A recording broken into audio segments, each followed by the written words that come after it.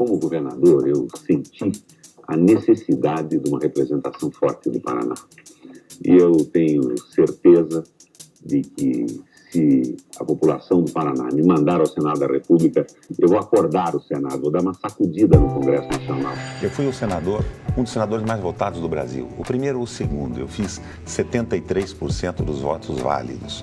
Mas eu cumpri a minha missão no Senado.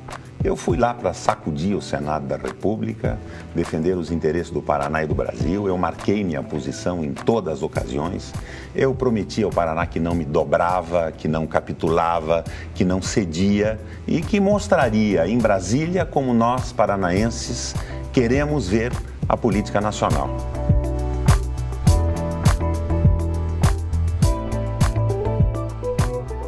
Fui o relator da CPI dos precatórios. A denúncia foi feita hoje pelo senador Roberto Requião. O documento foi encontrado numa agência de turismo que prestava serviços ao Banco Vetor. A CPI do precatório foi muito interessante. Eu consegui condenar os banqueiros e as financeiras na comissão mista do Senado e da Câmara. Mas daí a condenação tinha que ser aprovada pelo Senado, pelo plenário. O Fernando Henrique ligou de senador para senador dizendo que aquela condenação ia anarquizar o sistema financeiro nacional, e no plenário o único voto pela condenação, eu que tinha ganhado com maioria ampla na comissão, foi o meu. Os bancos mandaram no Congresso pela mão do Fernando Henrique Cardoso.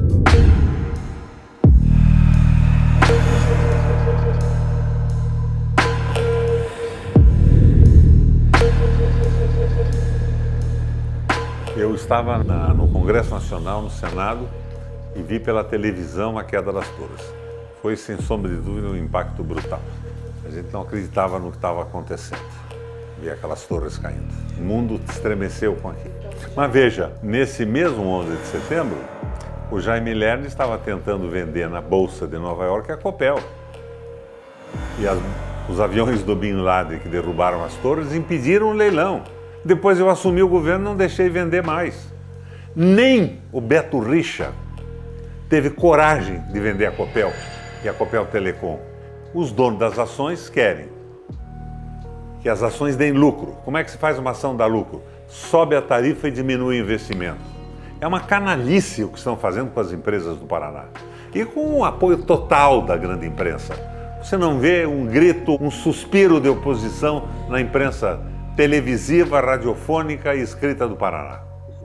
Pela esquerda, pela direita e pelo centro, nós queremos a Venezuela no Pala Sul. O mundo velho dos impérios, das corporações transnacionais que trituram povos, países, sonhos e vidas, precisa ser contido sob pena de extinção da humanidade. Eurolat. Eu fui presidente nos últimos 2 anos do meu mandato do Parlamento Europeu Latino-Americano. Eram, se não me engano, 75 países com a América Latina, países de língua latina. E eu fiz reuniões no mundo inteiro, nos países do Báltico, Estônia, Lituânia, Letônia, fiz na Itália, fiz em países latinos, fiz no Uruguai, em Buenos Aires, fiz em El Salvador, foi aliás o último congresso que eu fiz, e era um plenário montado para estabelecer relações entre a América Latina e a Europa. O honorável senador Roberto Requião, co-presidente do componente latino-americano da Eurolat. Eu consegui uma visão que eu não tinha antes disso tudo. Nos congressos, nas pessoas, a política alemã, a política da Grécia. Fiz seminários fantásticos na Grécia, na Eurolat. A Grécia é a Europa também, acompanhei o desastre da Grécia. O que eu digo é que hoje eu estou muito mais experiente. Essa minha vivência na Eurolat, conversando com os principais economistas e dirigentes do mundo, foi fantástica. Hoje eu consigo ver que o liberalismo econômico faliu no mundo. E no Brasil nós aprendemos alguma coisa. Sem o SUS, o Bolsonaro teria conseguido matar já 600 mil pessoas, não 200 apenas. Então nós estamos aprendendo com as coisas e eu aprendi nessa vivência toda. Então é o que eu digo a você. Eu posso não participar mais da política. Se essa base que me elegeu senador 2 vezes, governador 3 vezes, prefeito de Curitiba, achar que eu não devo. Mas eu tenho condição, vontade e experiência para ser muito melhor do que eu fui até agora.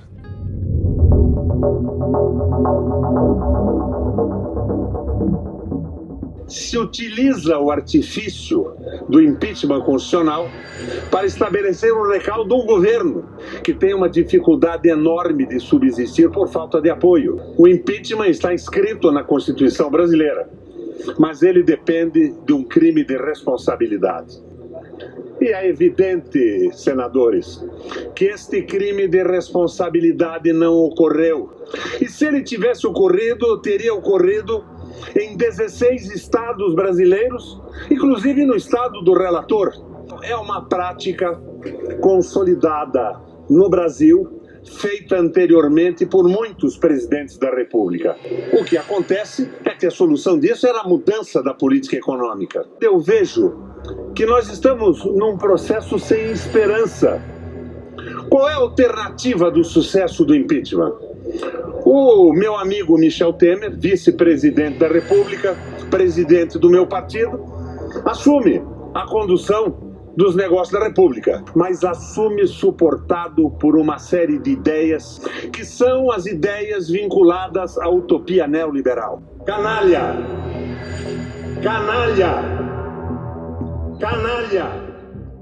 O impeachment é uma bandeira que pode mobilizar o Brasil hoje.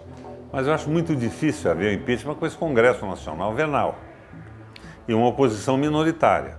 É a mesma coisa, o PT foi uma esperança para o Brasil e depois frustrou essa esperança em função da corrupção generalizada do Brasil, não era dele só. Claro que tinha petistas também envolvidos até o pescoço, mas era PMDB, PP, era generalizada, era endêmica no país. E foi aproveitada para derrotar o Lula e resolver o problema da corrupção? Não, você está vendo pelas compras do Exército agora de leite condensado, de chiclete, tudo superfaturado. Era para entregar o Brasil. O que aconteceu depois disso? Combate à corrupção? Não. Entrega do petróleo, estão tentando vender a Eletrobras, querem vender terra para estrangeiro praticamente sem limite. É uma canalice para incorporar o Brasil aos interesses geopolíticos dos Estados Unidos. E o Brasil é grande demais para isso. O Brasil tem que ter um projeto próprio de desenvolvimento, desvinculado dos projetos norte-americanos e também dos projetos chineses e russos. O Brasil tem que respeitar todos os países que brigam pelos seus interesses, mas nós temos que brigar pelo nosso interesse. E isso parece que acabou. Nós temos uma subserviência que é extremamente frustrante quando você vê o apoio de generais do Exército Brasileiro, que num movimento farsesco se propõe até a dizer que a Terra é plana. Se você for a favor, bem-vindo ao Brasil de Encantos Mil. Salve a seleção. Se você for oposição, você é um estrangeiro indesejável, passível de punição. Na minha opinião, a oposição, hoje no Congresso Nacional, tem que trabalhar para a diminuição de danos. Tem dois candidatos, aquele que assumir com a oposição, de uma forma clara, responsável, para ser cumprida, uma série de compromissos para diminuir os danos ao trabalhador, ao Brasil e à soberania, deve ter o apoio. Mas isso não significa uma aliança política. As oposições têm que montar uma frente que incorpore 80% da população. É impossível isso?